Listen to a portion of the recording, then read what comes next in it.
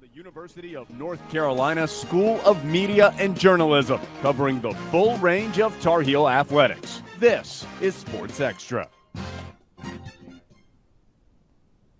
It is Victory Bell weekend here in Chapel Hill, and it's time to show those folks down in Durham once again which shade of blue is the right one.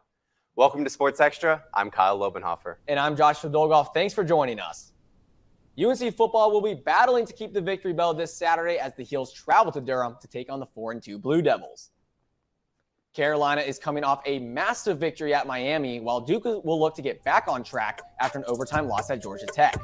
The Heels currently sit at 5-1 with an unblemished 2-0 record in conference play. Saturday's game will be one of the most crucial matchups in recent memory, as both teams are top 3 in the ACC Coastal standings, and a win would be a huge step towards a potential ACC championship appearance. The Tar Heel fans have been singing the praises of quarterback Drake May since he got to Chapel Hill, and now the nation is on watch. May is now on the Maxwell Award watch list. The redshirt freshman leads the country with 146 points and 24 total touchdowns. He's also third in the nation in passing touchdowns with 21 and second in total offense, averaging 368 yards per game. He joins another Tar Heel wide receiver Josh Downs in what's expected to be a tight race. Hey, Kyle, I saw the football team is bringing back the chrome helmets for tomorrow. That is absolutely right, and our team is going to be looking absolutely clean while they take on Duke this weekend for that Victory Bell. And speaking of throwbacks, former UNC football player and current associate athletic director Corey Holliday is taking the phrase Carolina family to new levels. Here's reporter Sophie Watson to tell us more. Everyone knows how special the Carolina family is, and Associate Athletics Director Corey Holliday and his son are adding to that.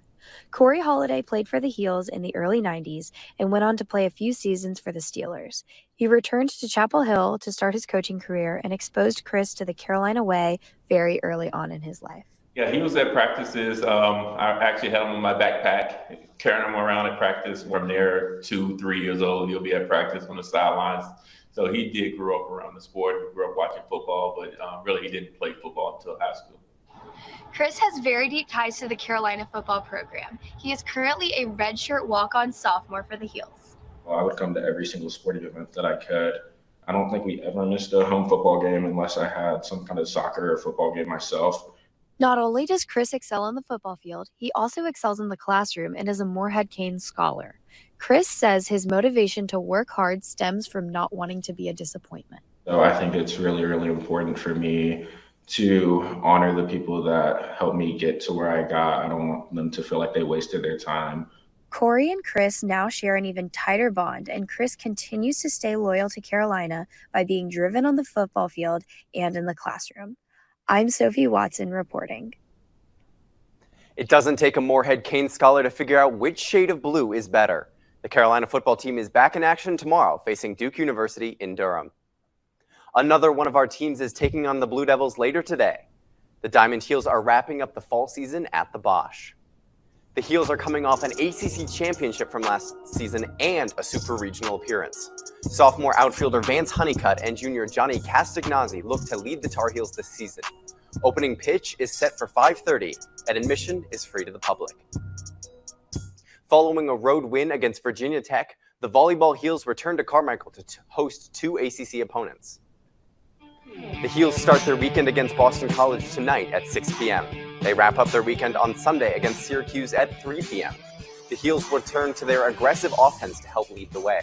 Mabry Schaffmaster currently leads the team with 239 kills, and Charlie Nigo follows closely behind, tallying 191 kills.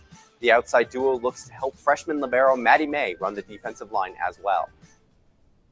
UNC women's lacrosse coach Jenny Levy is being inducted into the National Lacrosse Hall of Fame on Saturday.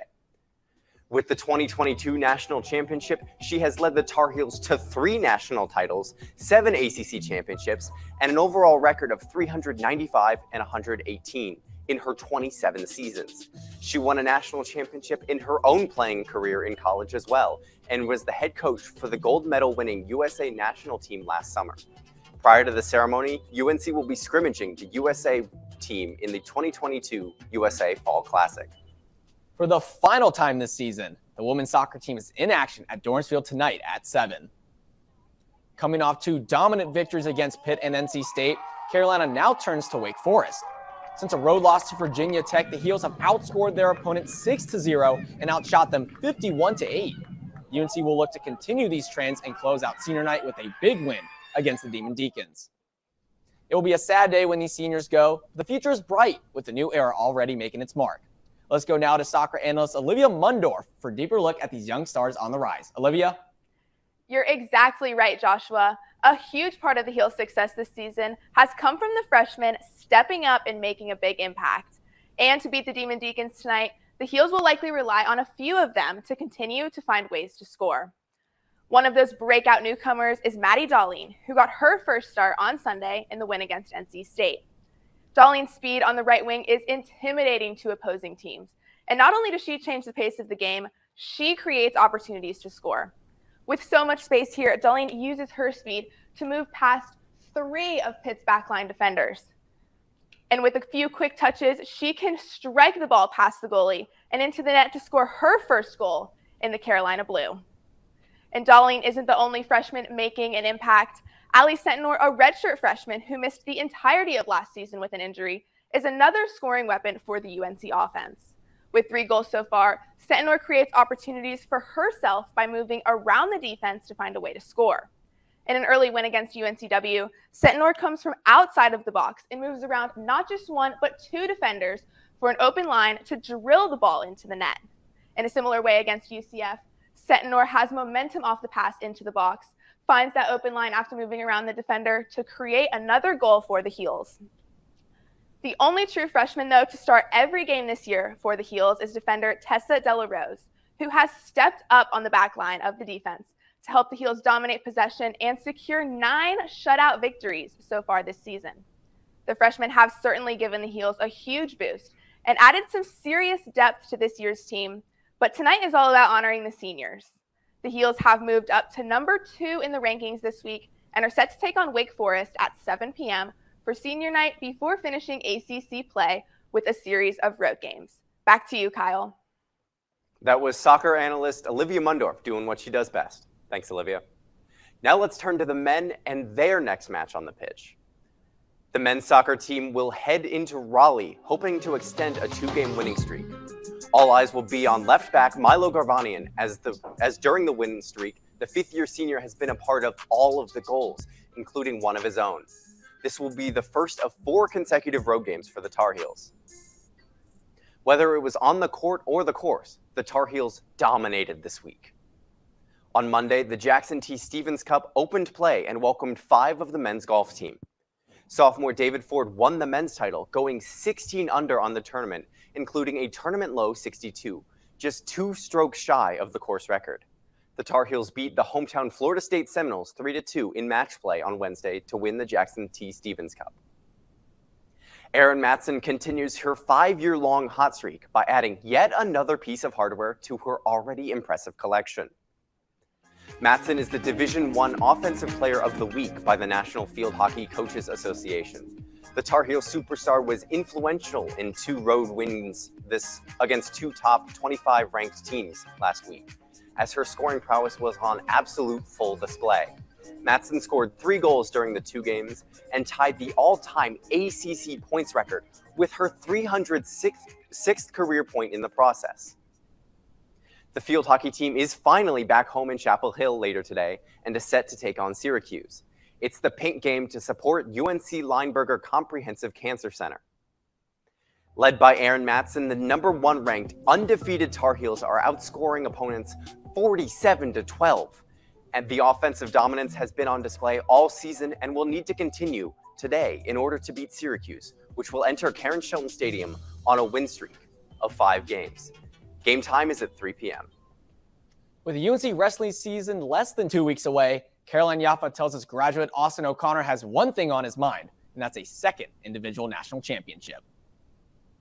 The 2021 national champion was projected to win the title last year, but with a bad knee injury, he didn't get the results he was hoping for.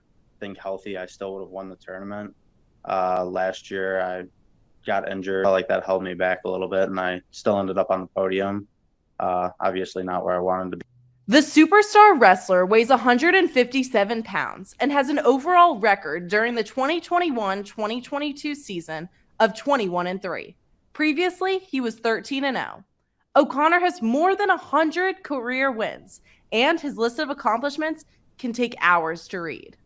Still nursing the injury, O'Connor still plans to come back on top. I think I've already gotten right back on track to where I needed to be. And I'm not full go yet, but I plan to be in the next month, hopefully. And then we're just going to go from there. O'Connor will be training individually on his own schedule throughout his recovery and during the season, but expects to be with his team as much as he can. He gave us a preview of what we can expect. We're going to see a lot of different changes in our lineup this year. We're hoping on a transfer 125-pounder, Jack Wagner, to step up and kind of get us to where we need to be. O'Connor also believes incoming freshman and 145-pounder Lachlan McNeil and the rest of the lineup will give them the driving force they need to finally beat North Carolina State and give the Heels a national title. I'm Caroline Yaffa reporting. The Heels hit the mats next Friday for the blue and white wrestle-offs and then head to Roanoke, Virginia for the Southeast Open in early November. Hopeful to run down many victories this year are the UNC track and field teams, whose indoor schedule dropped this week. The Heels will begin their season on December 3rd at the Sharon Collier season opener in Boston and wrap up on March 11th at the NCAA Indoor Championship in Albuquerque. UNC will also host one meet this year on January 14th. It is going to be the first home meet for the Tar Heels in over 3 seasons.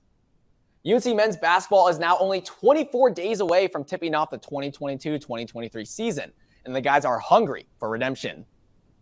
On Wednesday, Hubert Davis and some of the team traveled to Charlotte for ACC Media Day. Coach Davis talked about the high expectations the team and all its fans have for the upcoming season, and Caleb Love spoke about how the team hopes to make another run to the national championship, but with a different ending this time around. This is a new team. This is a new age. So for us to, go out this year and, do what we got to do, knowing with that, what happened last year, we're more motivated than ever. Only difference between last year and this year is the outside noise. Last year, the outside noise didn't think we had a chance. The outside noise this year thinks we do have a chance. As the women's basketball team is gearing up for the season opener, the Heels will be holding a scrimmage this weekend in Carmichael Arena.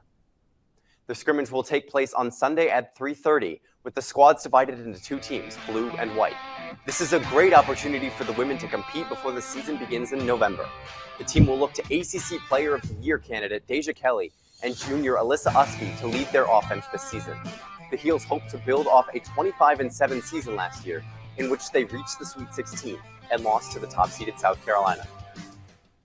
Joshua, I'm getting really excited about basketball season coming up, especially after ACC Media Day. The women's team, they're bringing back Deja Kelly, Alyssa Usby, Kennedy Todd Williams. The men's team, they've got RJ, Armando, Leaky, and there's one other guy. Who am I forgetting? I think we're thinking of Caleb Love. You know Duke fans, right? The guy who ended Coach K's career back in the Final Four. But hey, at least he's not playing in a football uniform on Saturday. And Duke fans, I'm sure you got to love that.